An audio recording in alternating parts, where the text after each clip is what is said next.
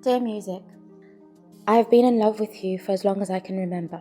You have always been a part of my life from a very young age. And to be honest, you've helped me through the toughest times in my life. However, since pursuing you as a career, you have opened many doors and criticism for me. You have made me question myself, my views, and how me being an artist has an effect on how people perceive me. You, along with my ambition, fearlessness, and the spirit of challenging the status quo, have given me a voice. You see, music, you have made me resilient. You have forced me to achieve beyond my limitations. I was determined to be the best in my own lane, with myself only as my competition. I mean, you can't run a race if you're constantly watching what other people are doing in their lanes. You'll get distracted and derailed. I worked so hard and smart to be the success story so that other upcoming female musicians and following generations can feel inspired. I wanted to be able to say, if I can do it, so can you, to the point where I believe I am now thriving in uncharted grounds as a female Malawian musician. There's a list of many achievements and firsts.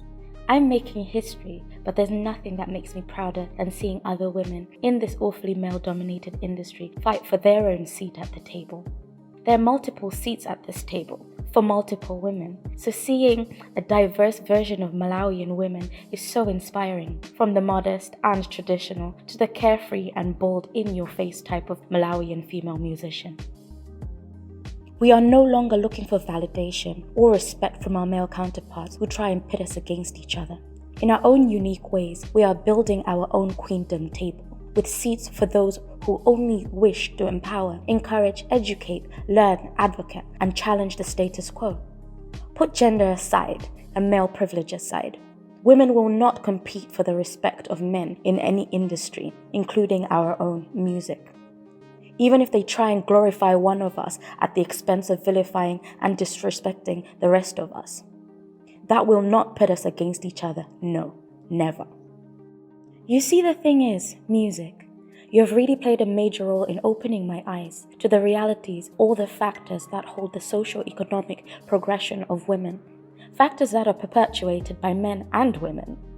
The one thing that has constantly hounded a particular group of us female artists is the talk of apparently always being naked. Like embracing our own version of femininity has been such a big taboo. I mean, why do they want us women to shy away from being confident about our sexuality and our femininity? Why don't they want us to embrace our bodies unapologetically? I mean, modesty is a choice, so each to their own. I see this and I hear this all the time.